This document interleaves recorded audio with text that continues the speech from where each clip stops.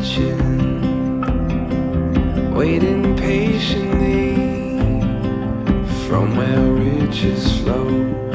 My heart is sure to follow. Over here, you can see much clearer. What you wanted was always only what we needed. Won't give up, won't give in. Take everything we have and let the new begin. Hey everybody, Russ and Val here with Where RV USA, and today you're in for a real treat.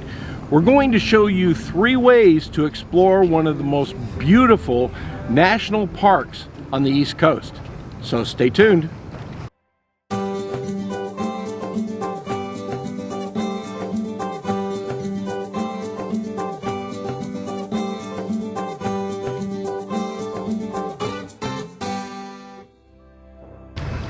So today we're going to explore Acadia National Park, the 6th most visited national park in the United States with over 3.5 million visitors a year. Acadia covers over 49,000 acres of forest, lakes, mountains, and beaches. So there's something for everybody. Bike trails, hiking trails, beautiful sunrises, beautiful sunsets. One request we've gotten from our viewers is to tell them about the places that we stay when we go explore these awesome locations. For this episode, we stayed at the Mount Desert Narrows Camping Resort. It's an Encore property and it was spectacular, honestly. It only cost us $35 because we reserved it through RPI. And for those of you that aren't Thousand Trail members and have Encore as part of your trail collection, RPI is another way to get into these beautiful RV parks. For those of you that have been considering Thousand Trails, at the end of this video we're going to share some links with you that you can use to get a huge discount on your initial purchase within Thousand Trails. The park was well maintained. It had very spacious campsites, and what a view! The bathrooms, one of the unique features were the showers, which were in individual rooms, so you had total privacy and security while you were taking a shower. This resort has a heated pool, a clubhouse, a game room, playground, store, basketball and volleyball courts. So there's plenty of stuff for the kids to do on those days you take a break from exploring. We think that Thousand Trails is a good bargain, and so we're going to do a more extended video on it in the future.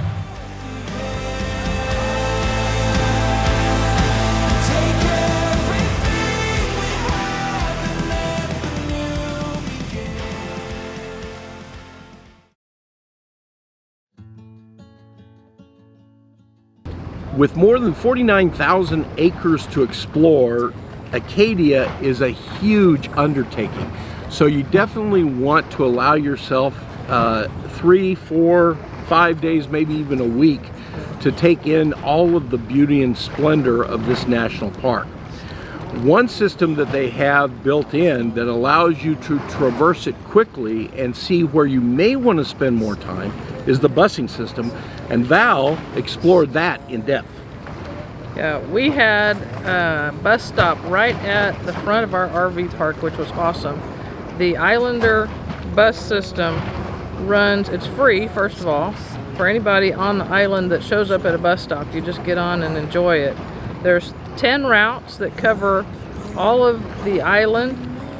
Some of it's outside of Acadia even, and it starts at 8 in the morning, goes till, some routes go till 11 at night. So there's very few places that you can't get to by the bus system. This bus route that I took takes you all the way down to the commercial fishing village of Bass Harbor. Along the route is a stop at Echo Lake Beach. So Echo Lake is one of 2 swimming areas at Acadia. During the summer there are lifeguards there on duty, and there are lots of boardwalk spaces to walk along the beach, and the water's warmer there than you'll find at the other swimming area because it is a lake. It's very clear and very relaxing. Then we got back on the bus, went to Bass Harbor. Bass Harbor is one of the main commercial lobster harbors on the Shudik Peninsula and is also reachable by our wonderful bus system. It's a great place to go meet actual 3rd and 4th generation lobster fishermen as they bring in their catch daily in the early afternoon. Great place to eat lobster also. Our next destination was Bar Harbor, which is one of the main hubs for the bus line. This route takes us through the heart of Acadia, and the views were spectacular. There's 2 main hubs for the bus route. One is in the village of Bar Harbor, which is like the town square, and the other is at the main ranger station in Acadia National Park.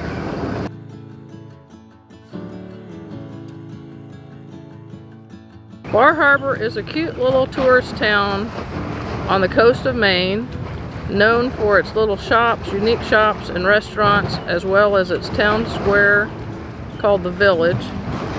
There's a fountain in the middle of town that's been there since the early 1900s.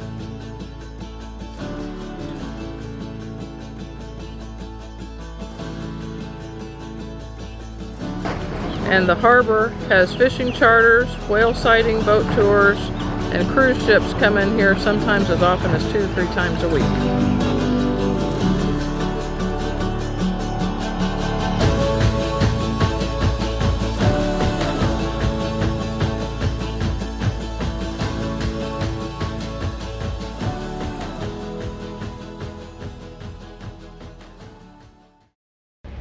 We're going to test the best lobster rolls in town at the Dog and Pony, which is behind the police station and the fire department.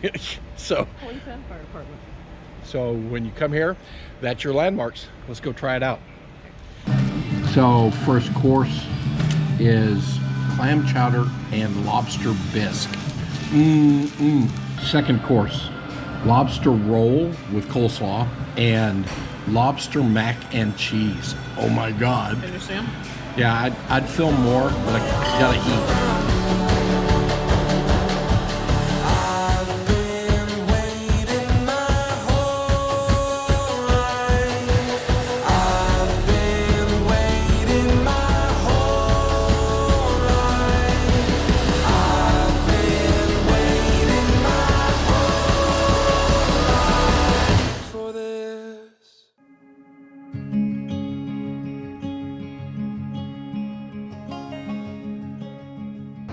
Our day of hiking started very, very early. I think we got up at 4 o'clock in the morning to go to Cadillac Mountain so we could be one of the first people in the United States to see sunrise.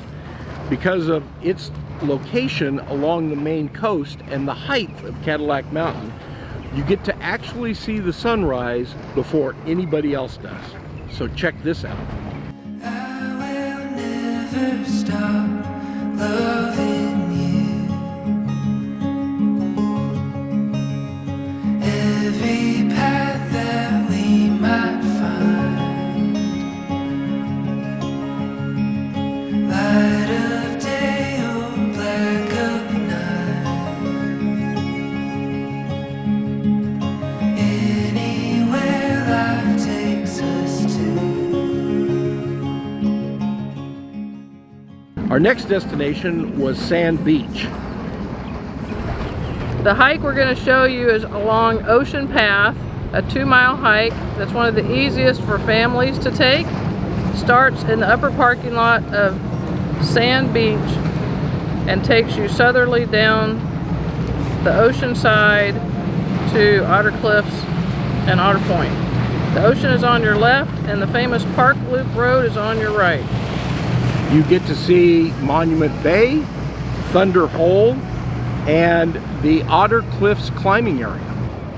The buses can drop you off at one end of the hike or the other and a couple places in between. There's bus stops marked along the way. There's numerous short turnout spots on the hike with breathtaking views on the ocean side where you can step off the path to see unique ocean and shoreline vistas.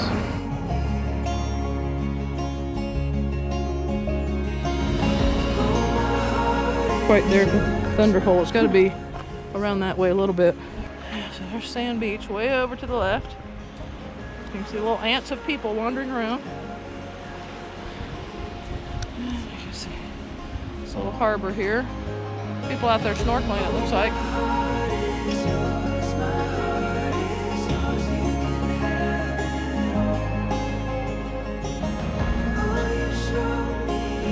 Alright. I got Thunder Hole here behind me. It's a famous spot along the coast. When the high tide's coming in, you get a big blast when the water surges in. You can hear it surging.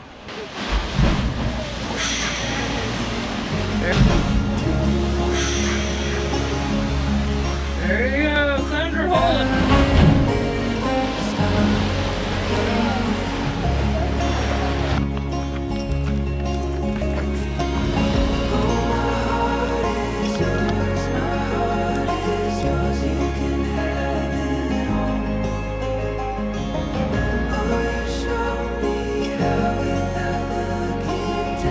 So this is Monument Cove, I guess.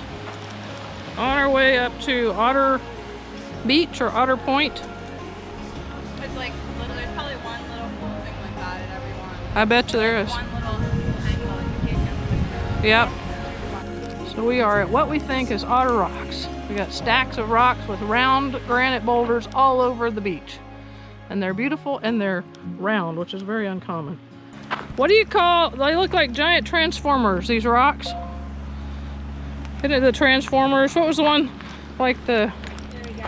what's the superhero that's made out of rocks? Not the Hulk. Oh, I know who you're talking about. That's all rocks. Yeah. That's what some of these rocks look like. These big square ones.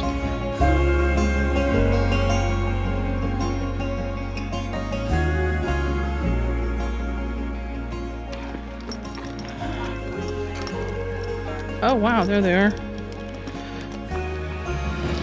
They're orange crash helmets. Jeez. I think it's part of a class. It looks like a class. Uh-huh. Well, they've got, It's like a family. it looks like they've got climbing gear on. Yeah.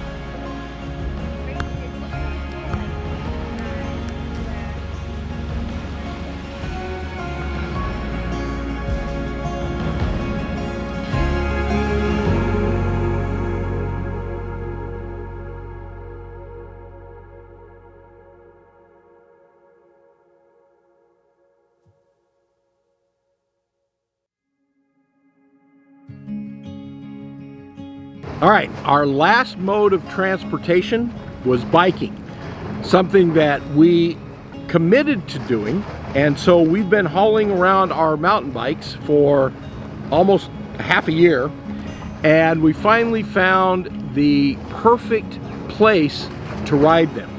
So we're going to give you a view by using the carriage paths that are a major portion of Acadia Park.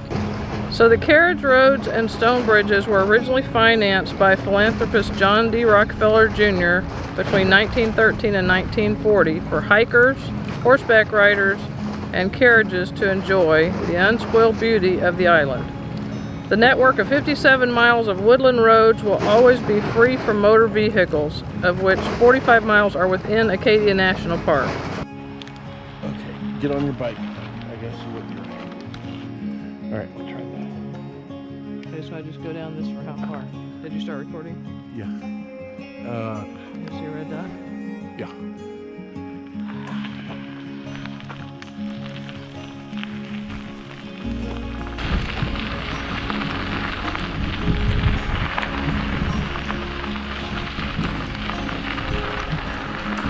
How do you know this is the right way?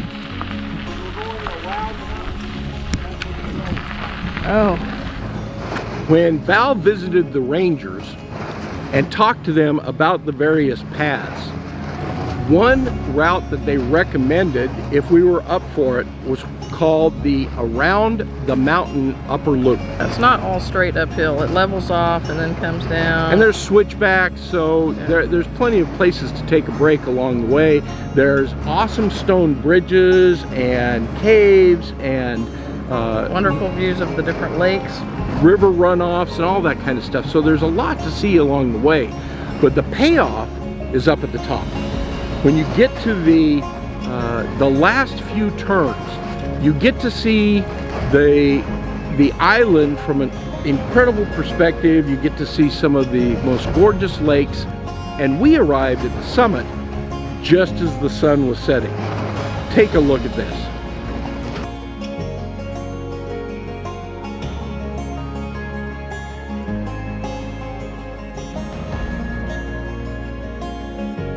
Acadia National Park was one of the most beautiful national parks we've had an opportunity to visit.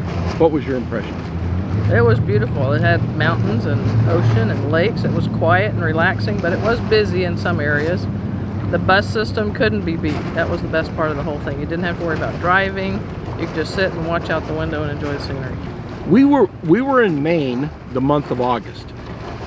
I would strongly recommend that for a couple of reasons. The advantage, though, of August is a lot of the tourists have left. From what we understand, in June and July, Acadia can be crazy. In fact, when we were talking to them about videoing, about putting a video up about Acadia, their response was, please don't. It's beautiful, and it can be enjoyed as early as May and as late as September and October. But the weather does change. It is Maine. So I would recommend coming during the shoulder seasons rather than June and July, and I think you'll find people much more receptive to you being there. You'll find many more bargains. You'll find great deals on lobster, and all in all, a more pleasurable experience, right? Yes, definitely. The other thing that we hinted at the beginning, we have been impressed enough with Thousand Trails that we're going to go ahead and purchase the campground pass and check that out, and then do a more extensive video on our impression of Thousand Trails as a whole. Yeah, from an owner's perspective. However, because we have formed a great relationship with a Thousand Trails person, we can give the viewers of this video an awesome introductory price that you can get simply by contacting the person in the link below and telling them that Russ and Val from Where RV USA sent you. It's a great way to put your toe in the water and check out a great solution. You only have to stay there about 20 nights and you've broken even. And it's for a year. And I think for us, we'll probably end up staying there 100 plus nights. Easy. So check out the link below if you're interested in that, and by all means, please subscribe. We're building the channel and it's growing. We're getting great feedback. If there's other places that you would like to see, please let us know that in the comments. Next week, we're going to interview General Robert E. Lee. So if you're a history buff, you definitely want to tune in for a completely different perspective on Gettysburg. So, this is Russ and Val with Where RV USA. We'll see you down the road.